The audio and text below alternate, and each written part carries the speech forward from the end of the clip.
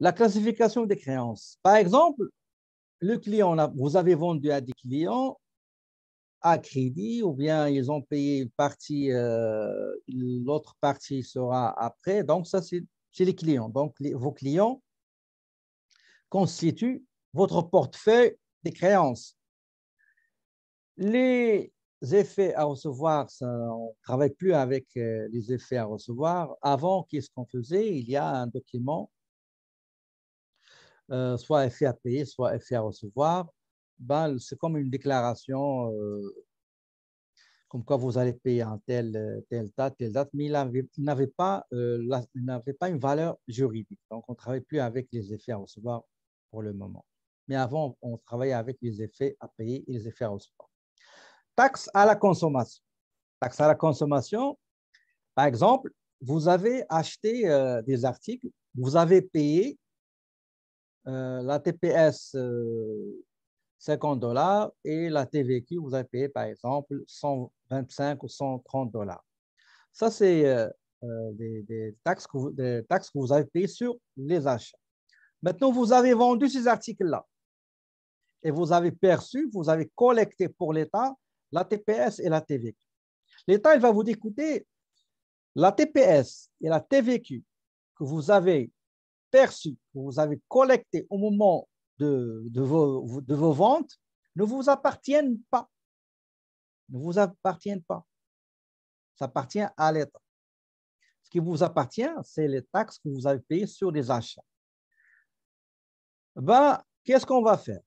Il y en a l'État qui demande, qui réclame son argent et l'entreprise qui réclame son argent, c'est-à-dire les taxes. La solution est la suivante. On va prendre les taxes que vous avez payées et on va les comparer avec les taxes que vous avez collectées. Admettons, vous avez payé 1 000 $ comme taxe et vous avez collecté 300 $ comme taxe. Ça veut dire quoi? Ça veut dire que vous avez payé plus que ce que vous avez perçu. La différence, c'est quoi? La différence, c'est 700 $. 700 $, c'est une somme à recevoir de l'État. Donc, l'État, il devient comme une créance. Okay, hein? Donc, c'est une somme que je dois recevoir. Elle fait partie de mon portefeuille montant à recevoir. Compte recevable. Admettons, c'est l'inverse. Vous avez perçu sur les ventes 800 $, mais vous avez payé uniquement 200 $. Donc, l'État vous doit, l'État, vous devez à l'État 300 $ que vous avez perçus et l'État vous doit ce que vous avez payé. Donc, l'inverse, c'est quoi? Vous avez payé 300 et vous avez encaissé 800. La différence, c'est 500 $.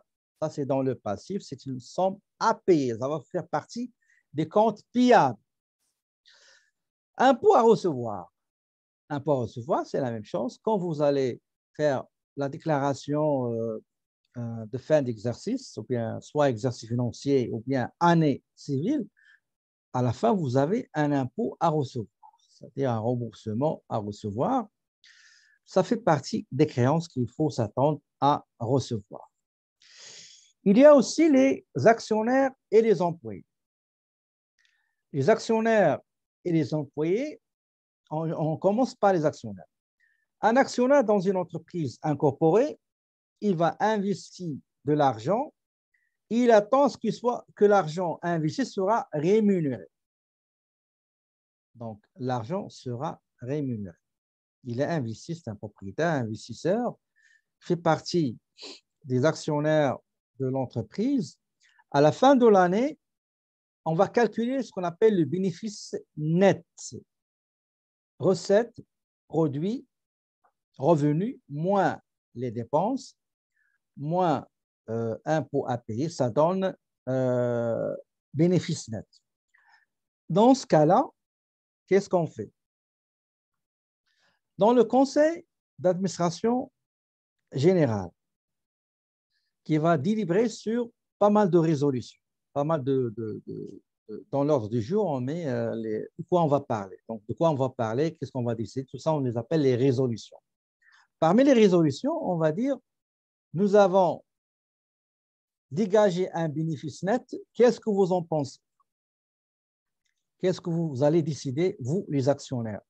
Si la trésorerie est bonne, on va dire, écoutez, on va distribuer des dividendes. On va distribuer pour chaque actionnaire une partie du bénéfice selon la proportion de sa participation dans le capital social de l'entreprise.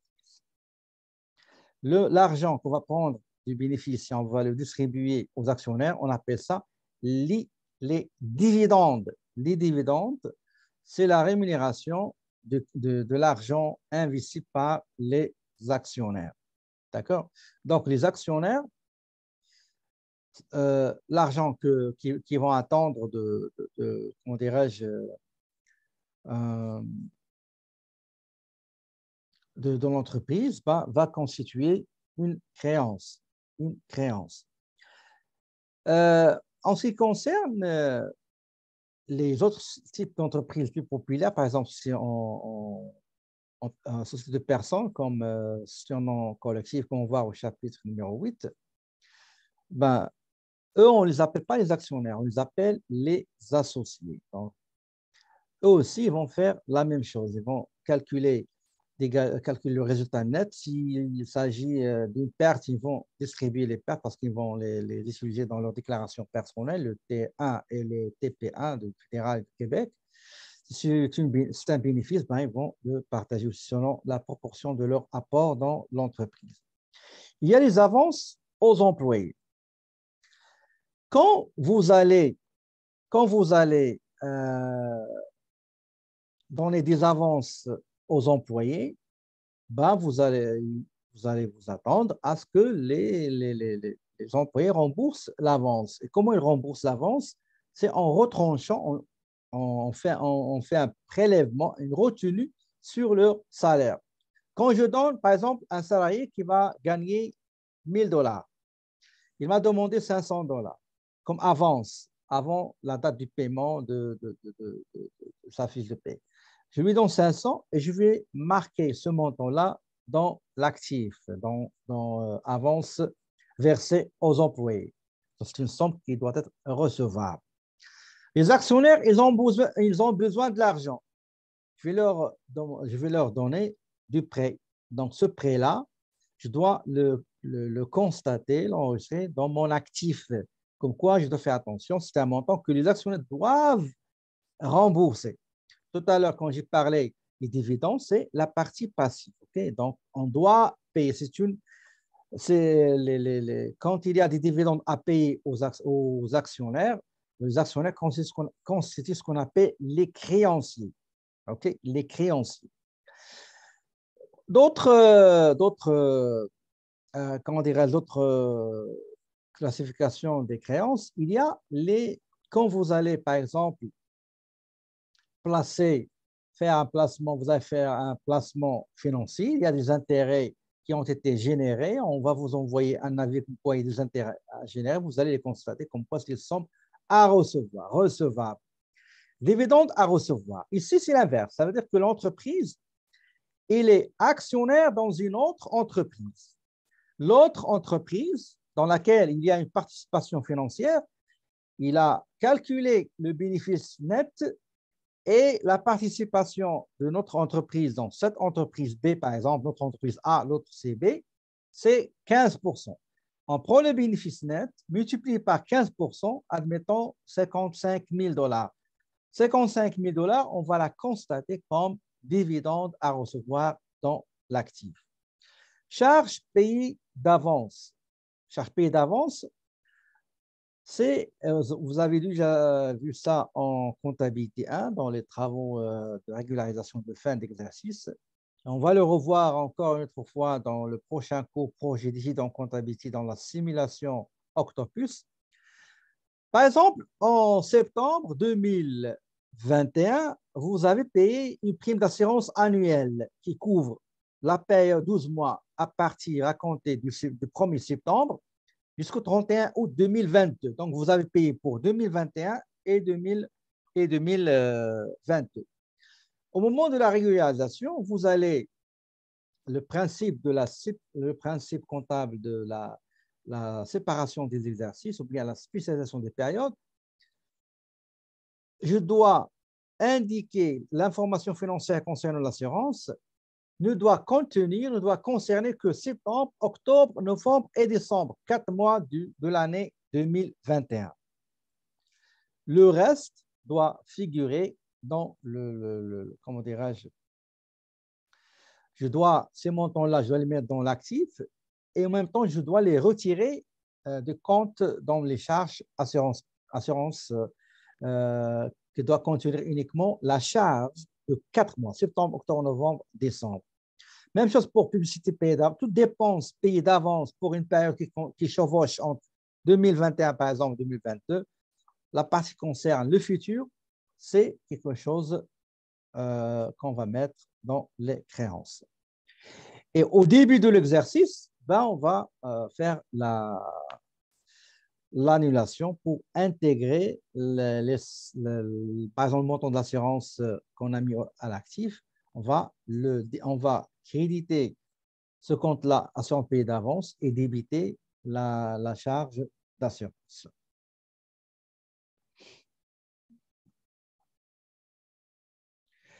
Le contrôle interne des créances. Je ne vais pas trop parler de cette partie-là.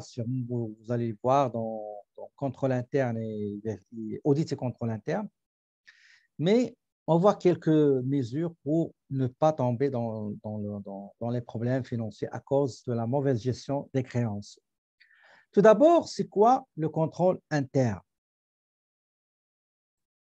Donc, le contrôle interne, toujours, il faut le voir comme un système qui est composé par des composantes. Il est composé par des composantes, la composante personnelle, les moyens humains, composantes techniques, machines, équipements, meubles, etc., matériel roulant, etc., organisation, procédure, politique, consignes, instructions, organigramme, etc., etc. Si on ne respecte pas les procédures, les instructions, les consignes, on n'a pas les moyens matériels suffisants, on n'a pas les moyens financiers suffisants, vous aurez un contrôle interne défaillant. Et qui dit contrôle interne défaillant dit débordement, des égouts d'étranglement, les problèmes, les anomalies, des dysfonctionnements qui pourraient vraiment être fatales et fâcheuses pour l'entreprise. Et il pourrait affecter et nuire à la pérennité de l'entreprise. On va voir un petit peu le contrôle interne. Regardez ici, je vous ai mis quelques images. Donc, l'ensemble, ce que vous voyez ici, ça constitue le contrôle interne. L'organigramme, les procédures, les instructions, les informations documentées, officialisées, le personnel qui travaille, les moyens techniques utilisés, tout ça constitue ce qu'on appelle le contrôle interne. Si on respecte, si on a les moyens suffisants, efficaces, le contrôle interne, on dit que c'est un bon contrôle interne. Contrôle interne satisfaisant. Les objectifs seront au moins atteints, la pérennité est rassurée, le patrimoine de l'entreprise est préservé, sauvegardé et protégé, et la performance de l'entreprise est réalisée.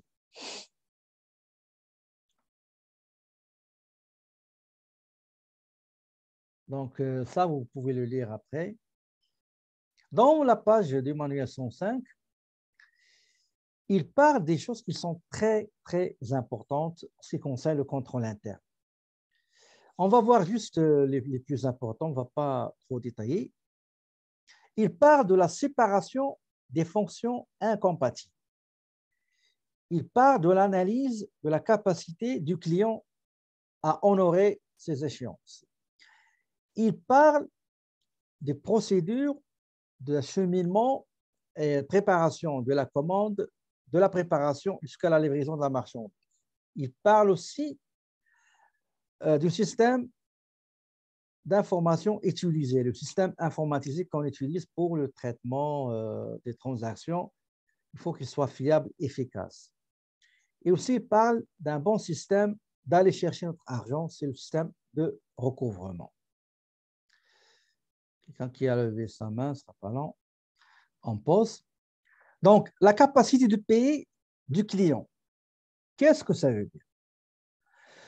Ça veut dire que quand vous allez vendre à un client, il faut qu'il remplisse un formulaire. Dans ce formulaire-là, vous allez lui demander les informations personnelles, vous allez demander des références, vous allez lui demander des informations financières aussi, par exemple le revenu, combien il gagne, si c'est une personne physique ou bien si l'entreprise, vous allez demander les états financiers et vous allez faire des enquêtes. Vous allez ouvrir un dossier, mais il faut confier la recherche à des compagnies autorisées, mandatées pour faire des recherches, enquêtement. Il va enquêter sur l'historique de crédit, etc., des clients, qu'ils soient personnes physiques ou entreprises.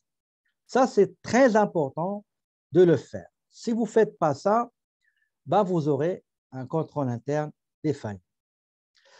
Vérifiez que la marchandise est livrée en bonnes conditions et qu'elle correspond au bon de commande.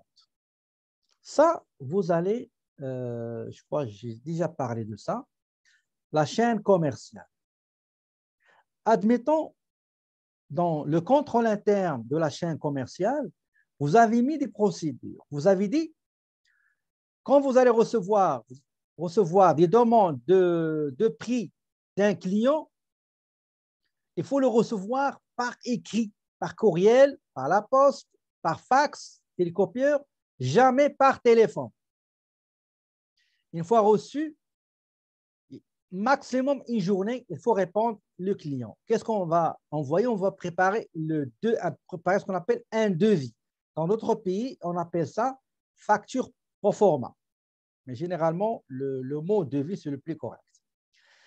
Donc, on va envoyer 5 copies. D'accord? Il faut qu'il soit vérifié. Il faut qu'il soit bien vérifié ces devis-là qu'on va envoyer. Le client, il va nous répondre avec l'OK, ou bien il va négocier les prix et les quantités. On va s'arranger pour parvenir à un devis correct.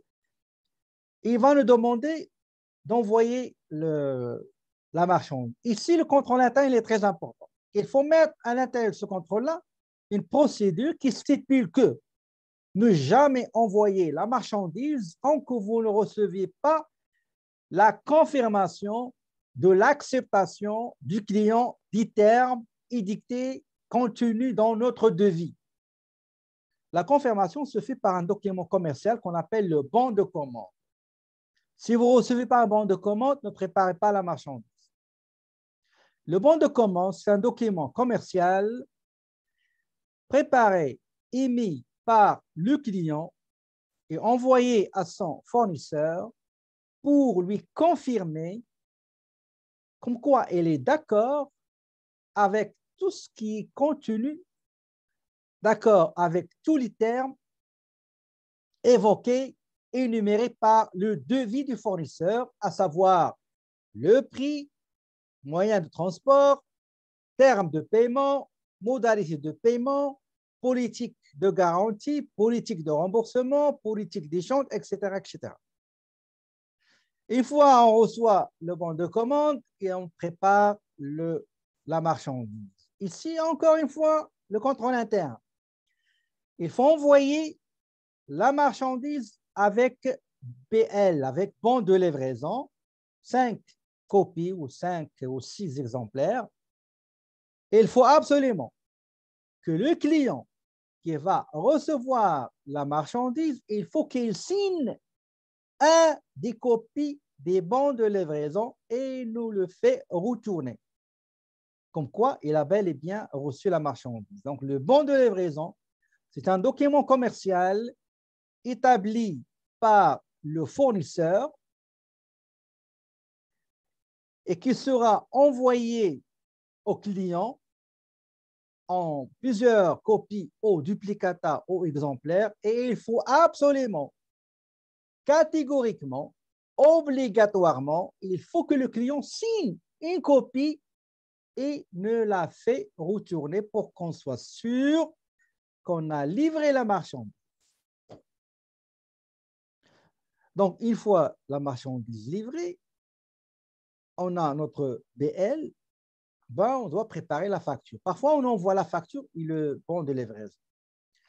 Donc, au moins, on va s'assurer que la marchandise a été préparée conformément aux termes du devis, conformément aux souhaits et aux conditions acceptées par le client et confirmées par le bon de commande, et que la marchandise a été bel et bien envoyée et reçue par le client et qui nous a confirmé la bonne livraison, non pas la réception. Il y a une différence entre bon de réception et bon de livraison. Bon de réception, c'est un document établi par le client, un document interne émis par le client dans lequel il va indiquer voici ce que j'ai commandé, voici ce que j'ai reçu, voici ce qui reste à livrer, voici ce qui doit être retourné, etc. Et il est signé par le magasinier qui a fait ce qu'on appelle la vérification quantitative, juste les quantités. Et s'il s'agit d'un article qui demande la spécificité technique, je vais appeler le technicien, il va faire ce qu'on appelle avec moi, il va faire ce qu'on appelle la vérification qualitative. Donc, il y a conformité quantitative et conformité qualitative. Donc, si on respecte ces termes-là, on n'aura pas beaucoup de problèmes pour le paiement de marchandises vendues aux clients. Autre chose, avoir un système d'information fiable et efficace. Qu'est-ce que ça veut dire? Ça veut dire que vous allez travailler avec un système, par exemple, en Sage, par exemple. On prend le logiciel Sage 50 qu'on va voir ensemble après le cours projet d'édition comptabilité. Sage 50, c'est un très bon logiciel pour les PME, petites et moyennes entreprises, et qui va vous permettre de checker, de vérifier, de consulter, de visionner et de suivre l'état, les situations de chaque créance, de chaque client, de chaque créance. Voici l'âge de la créance, c'est 10 jours, 30 jours, 90 jours, 120 jours. Et vous allez suivre les mouvements, les flux. Vente, paiement, achat, paiement, c'est tous les ventes. Vente, paiement partiel, paiement entier, paiement en retard, etc. Donc, le système va vous aider à avoir, si vous vous rappelez les principes comptables qu'on a vus, parmi ces principes, la bonne information. La bonne information, c'est l'information qui doit être pertinente, à jour, disponible, communicable, vérifiable, comparable, fiable, sur laquelle je peux me fier, et crédible, et reflète l'image fidèle et la réalité. D'accord? C'est ça l'objectif d'utiliser un système informatisé. Il va vous donner l'information qui est fiable, efficace, pertinente, à jour, disponible. N'importe quel moment, abracadabra, vous cliquez sur un bouton, il va vous donner l'historique, ce qu'on appelle entre guillemets les intestins de votre client. Okay? Tout ce qui est à l'intérieur, les intestins, vous allez les voir. Ça veut dire tout l'historique, toutes les transactions, les mouvements, les paiements, les retards, etc. Comme ça, vous pouvez agir. Parce que dans la vie, il faut toujours agir, et non pas réagir. Il ne faut pas croiser les bras et attendre à ce qu'un événement surprenant, inattendu, subit se produise. À ce moment-là, vous allez procéder à la réaction. Ce n'est pas bon. Prévenir vaut mieux que guérir. Donc, si vous avez parmi les composants du contrôle interne, vous avez un bon système qui va vous dire en temps réel, au moment opportun, tel client, il y a un retard qui a dépassé le seuil accepté, ben, si vous n'avez pas ce système-là, comment vous allez pouvoir le faire? Vous ne pouvez pas. Dernière chose, dernière composante du contrôle interne, c'est un bon système de recouvrement. Ce n'est pas le plus important de déceler comme quoi il y a beaucoup cumul des échéances non encore honorées par des clients. Ce n'est pas ça le plus important. Le plus important, c'est vous avez détecté, et il faut passer à l'action. L'action, c'est quoi? C'est d'aller chercher votre argent par des moyens d'ordre graduel, par téléphone, par des écrits, par des visites de courtoisie, bien sûr,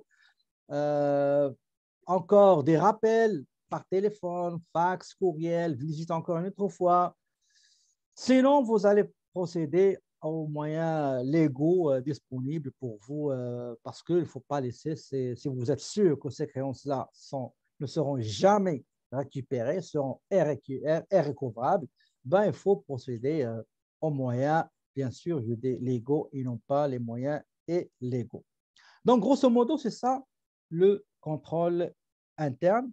Quand je vais vous envoyer ce chapitre-là, vous allez voir le détail, tout ce qui concerne chaque composante, séparation des tâches. Regardez, par exemple, tout à l'heure, quand on a parlé, regardez, préparation des bons de commande, approbation des conditions, tout ça, il ne faut pas qu'il soit, toutes ces tâches-là, il ne faut pas qu'il soit au moins plus que deux accumulées entre les mains d'une seule personne. Okay?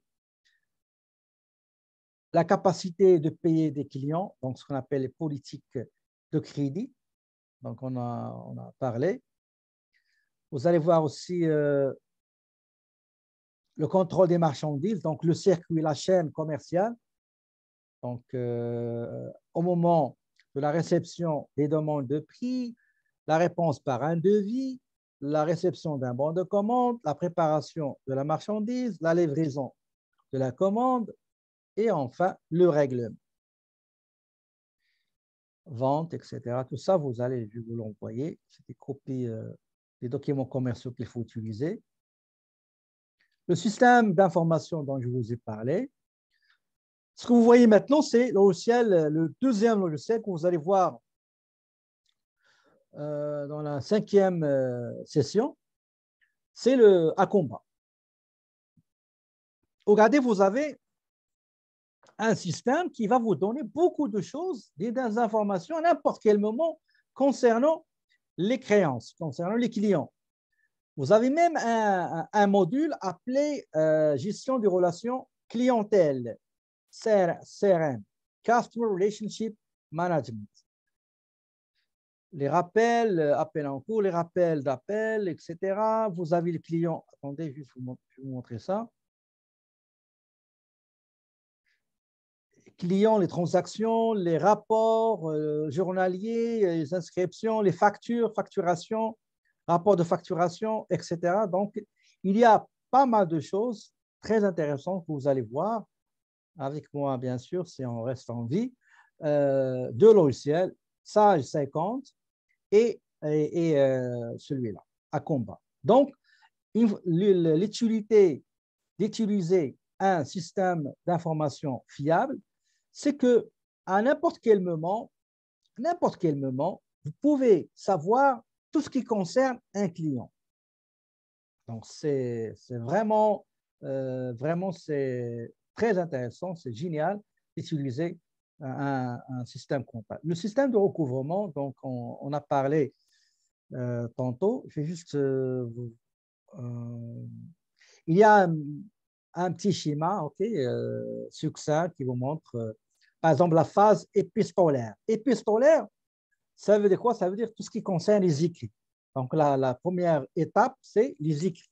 Vous allez écrire, s'il n'y a pas de règlement, vous allez faire la relance par téléphone, après visite sur les lieux, et après, sinon, vous allez utiliser les procédures légales, le chemin judiciaire, tout simplement. OK, le contrôle de la radiation, la comptabilisation, ça, vous allez le voir. La remise, du commerce, OK. Ça concerne les réductions. Les réductions, ce qui concerne la comptabilisation des transactions, C'était juste un rappel parce que c'est déjà vu en comptabilité 1, donc je ne vais pas en parler.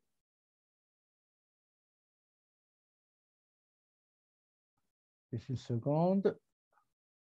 La gestion des comptes clients, c'est juste blablabla. Bla, bla,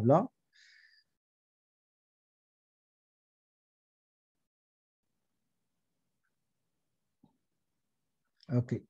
Et voilà, on arrive maintenant au chapitre numéro 4, les stocks.